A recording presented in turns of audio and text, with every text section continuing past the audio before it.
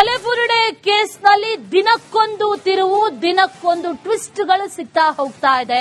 ತನಿಖೆ ನಡೀತಾ ಇದೆ. ಬಹಳ ಕುತೂಹಲವನ್ನ ಕೇಳಿಸಿದಂತಹ ಘಟ್ಟ ಅಂತ ಅಂದ್ರೆ ಅದು ಈ ಬಂಗ್ಲಗುಡ್ಡ ರಹಸ್ಯವನ್ನ ಭೇದಿಸೋದಕ್ಕೆ ಈಗ ಎಸ್ಐಟಿ ಮುಂದಾಗುತ್ತಾ ಅನ್ನುವಂತ ಪ್ರಶ್ನೆ, ಮುಂದಾಗೋದಾದ್ರೆ ಯಾವಾಗ ಅನ್ನುವಂತ ಪ್ರಶ್ನೆ ಕೂಡ ಈಗ ಕಾಡ್ತಾ ಇದೆ. ಇವತ್ತು ಈ ಬಂಗ್ಲಗುಡ್ಡಗೆ ಎಸ್ಐಟಿ ಅಧಿಕಾರಿಗಳು ಹಾಗಾದ್ರೆ ಹೋಗ್ತಾರಾ? ಬಹಳ ದಿನಗಳಿಂದ 2-3 ದಿನಗಳಿಂದ ಗಮನಿಸ್ತಾ ಇದ್ವಿ. ಈ ಬಂಗ್ಲಗುಡ್ಡದಲ್ಲಿ ಶೋಧ ಕಾರ್ಯ ಆಗತ್ತೆ ಅನ್ನುವಂತ ವಿಚಾರಗಳು ಈಗಾಗಲೇ ಗೊತ್ತಾಗ್ತಾ ಇದೆ. ಆದ್ರೆ ಯಾವಾಗ ಆರಂಭ ಆಗುತ್ತೆ, ಅಸಲಿಗೆ ಅಲ್ಲಿ ಶೋಧ ನಡೆಯುತ್ತಾ ಅನ್ನುವಂತ ಪ್ರಶ್ನೆಗಳು ಕೂಡ ಅನೇಕ ರೀತಿಯಲ್ಲಿ ಕಾಡ್ತಾ ಇದೆ.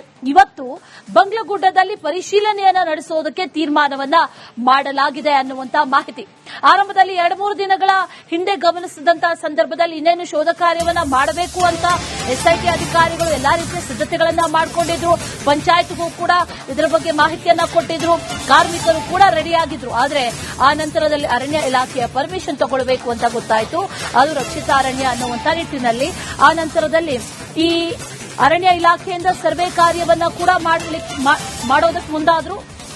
ಅದು ಕೂಡ ಮುಕ್ತಾಯ ಆಗಿದೆ. ಈಗ ದಿನಕ್ಕೊಂದು ತಿರುವುಗಳು, ಈ ಕೇಸ್ನಲ್ಲಿ ಟ್ವಿಸ್ಟ್ಗಳು, ಇದರ ಮಧ್ಯದಲ್ಲಿ ಒಂದಷ್ಟು ಮಾಹಿತಿಗಳು ಕೂಡ ಸಿಗ್ತಾ ಇದೆ.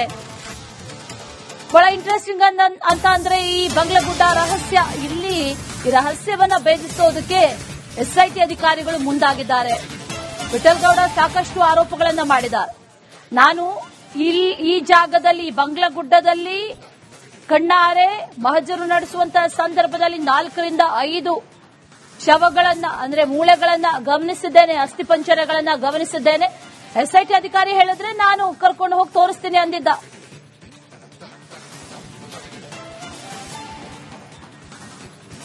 ತಲೆಬುರುಡೆ ಕೇಸ್ನಲ್ಲಿ ದಿನಕ್ಕೊಂದು ತಿರುವು, ದಿನಕ್ಕೊಂದು ಟ್ವಿಸ್ಟ್ಗಳು ಸಿಗ್ತಾ ಹೋಗ್ತಾ ಇದೆ.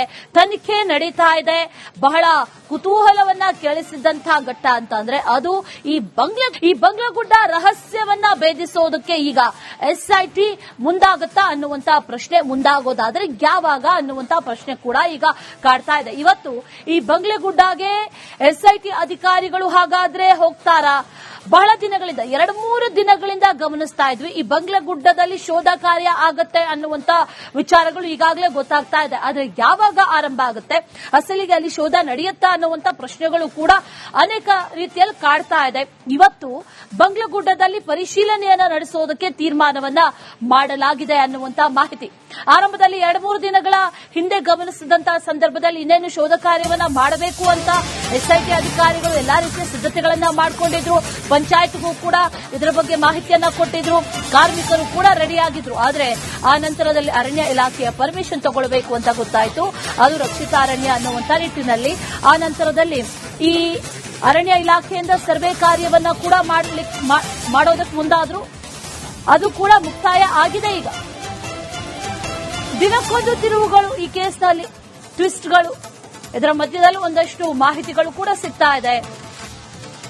ಬಹಳ ಇಂಟ್ರೆಸ್ಟಿಂಗ್ ಅಂತ ಅಂದ್ರೆ ಈ ಬಂಗ್ಲಗುಡ್ಡ ರಹಸ್ಯ, ಇಲ್ಲಿ ಈ ರಹಸ್ಯವನ್ನ ಭೇದಿಸೋದಕ್ಕೆ ಎಸ್ಐಟಿ ಅಧಿಕಾರಿಗಳು ಮುಂದಾಗಿದ್ದಾರೆ. ವಿಠಲ್ಗೌಡ ಸಾಕಷ್ಟು ಆರೋಪಗಳನ್ನ ಮಾಡಿದ್ದಾರೆ. ನಾನು ಈ ಜಾಗದಲ್ಲಿ ಬಂಗ್ಲಗುಡ್ಡದಲ್ಲಿ ಕಣ್ಣಾರೆ ಮಹಜರು ನಡೆಸುವಂತಹ ಸಂದರ್ಭದಲ್ಲಿ 4ರಿಂದ 5 ಶವಗಳನ್ನ ಅಂದ್ರೆ ಮೂಳೆಗಳನ್ನ ಗಮನಿಸಿದ್ದೇನೆ, ಅಸ್ಥಿಪಂಜರಗಳನ್ನ ಗಮನಿಸಿದ್ದೇನೆ. ಎಸ್ಐಟಿ ಅಧಿಕಾರಿ ಹೇಳಿದ್ರೆ ನಾನು ಕರ್ಕೊಂಡು ಹೋಗಿ ತೋರಿಸ್ತೀನಿ ಅಂದಿದ್ದ.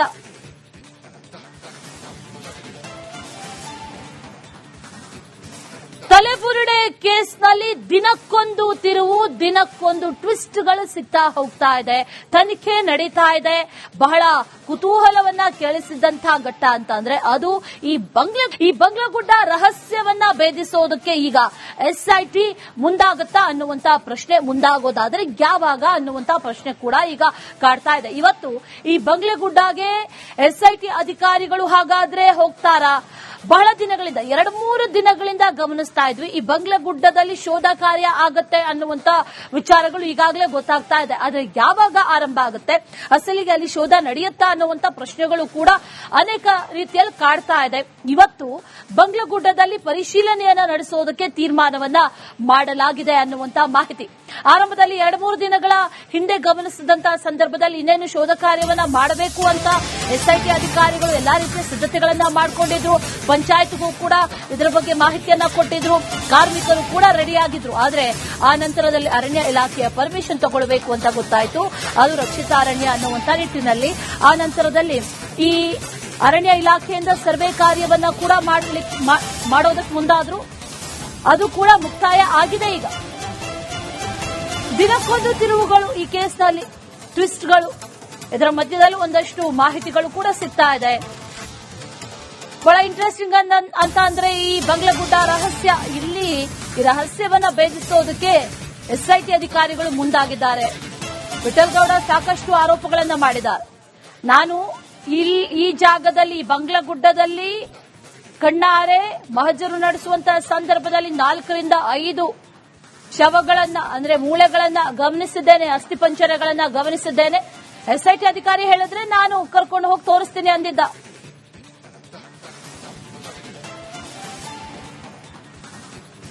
ತಲೆಬುರುಡೆ ಕೇಸ್ನಲ್ಲಿ ದಿನಕ್ಕೊಂದು ತಿರುವು, ದಿನಕ್ಕೊಂದು ಟ್ವಿಸ್ಟ್ಗಳು ಸಿಗ್ತಾ ಹೋಗ್ತಾ ಇದೆ. ತನಿಖೆ ನಡೀತಾ ಇದೆ.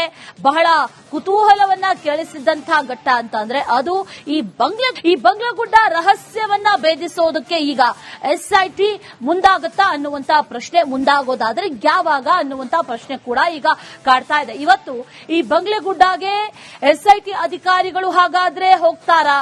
ಬಹಳ ದಿನಗಳಿಂದ 2-3 ದಿನಗಳಿಂದ ಗಮನಿಸ್ತಾ ಇದ್ವಿ. ಈ ಬಂಗ್ಲಗುಡ್ಡದಲ್ಲಿ ಶೋಧ ಕಾರ್ಯ ಆಗತ್ತೆ ಅನ್ನುವಂತ ವಿಚಾರಗಳು ಈಗಾಗಲೇ ಗೊತ್ತಾಗ್ತಾ ಇದೆ. ಆದ್ರೆ ಯಾವಾಗ ಆರಂಭ ಆಗುತ್ತೆ, ಅಸಲಿಗೆ ಅಲ್ಲಿ ಶೋಧ ನಡೆಯುತ್ತಾ ಅನ್ನುವಂತ ಪ್ರಶ್ನೆಗಳು ಕೂಡ ಅನೇಕ ರೀತಿಯಲ್ಲಿ ಕಾಡ್ತಾ ಇದೆ.